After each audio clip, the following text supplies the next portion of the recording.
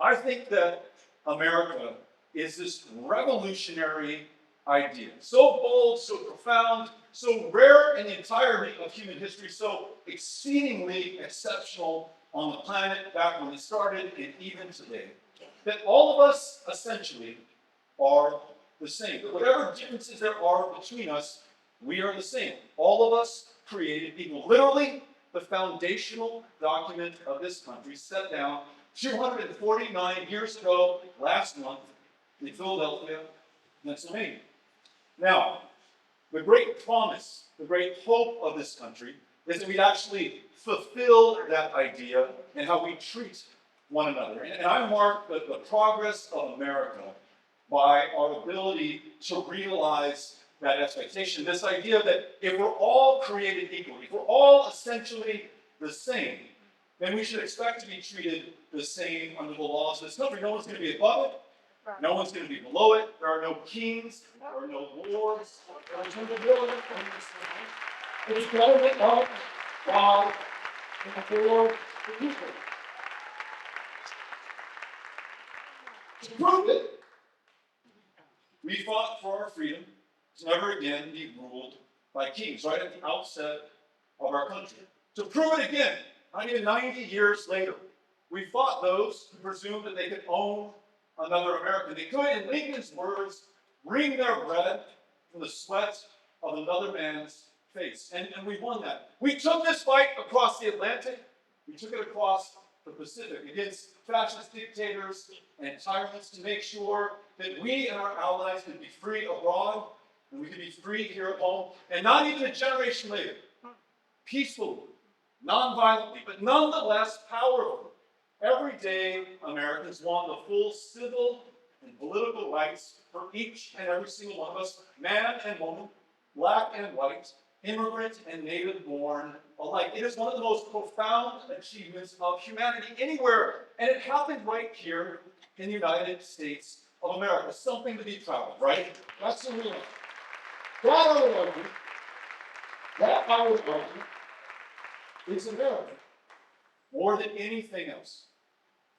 But we have to admit that that very idea, that concept, if you agree with me that that is what America is today, is being destroyed by literally the most powerful people in this country, bar none. They went through an act of betrayal, sacrifice, what Lincoln called the last best hope of earth, this profound affirmation and faith in humanity. It's amazing, and we may very well lose it. And of course, all of us together agree we've got to fight, right?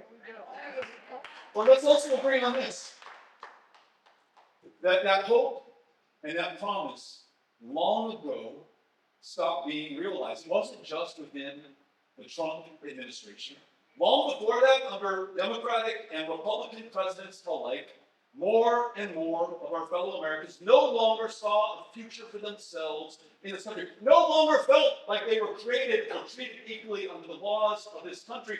I mean, when one man can spend $25 million in this state to try to purchase the outcome of a Supreme Court election, or $300 million to choose a preferred candidate for the presidency of the United States, is that everyone under the law being treated equally, one person, one vote? Absolutely not.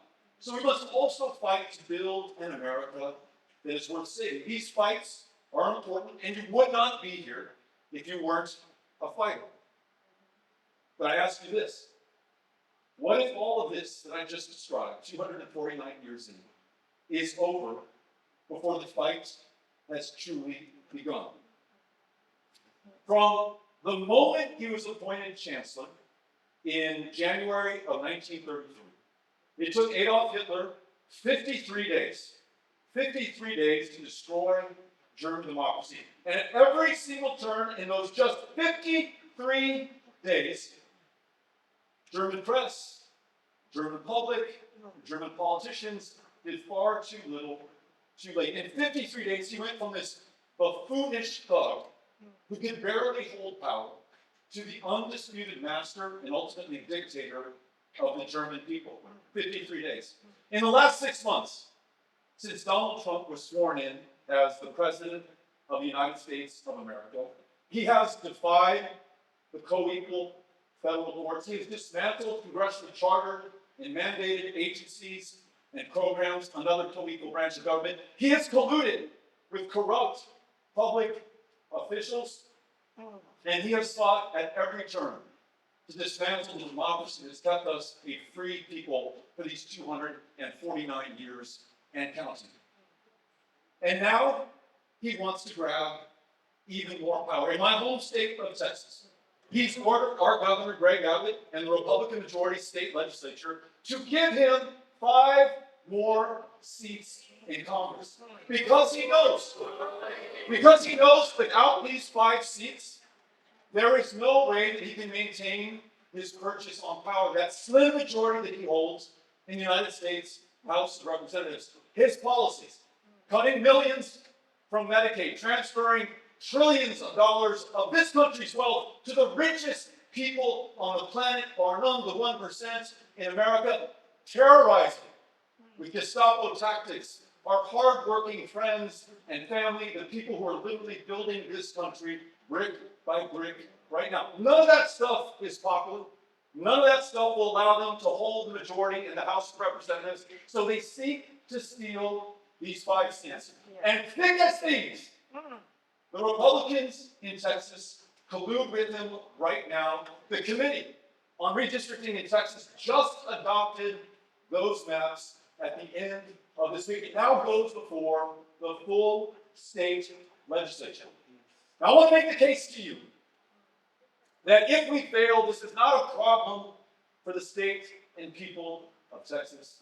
This is a problem for you here in Milwaukee and in Wisconsin. It's a problem for each and every single one of the 330 million Americans who have something to fight and to live for and to lose if we fail in this great test of our times. What does it mean if we come up short?